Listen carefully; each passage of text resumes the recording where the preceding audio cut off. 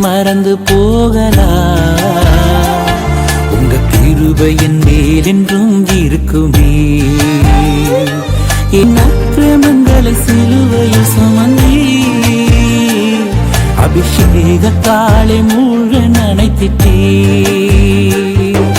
குயவன் கையில் பிசையும் களிமண் போல, குயவன் கையில் பிசையும் களிமண் போல, என் சித்தம் அல்ல உன் சித்தம் போலாக்கும். என் சித்தம் அல்ல உன் சித்தம் போலாக்கும்.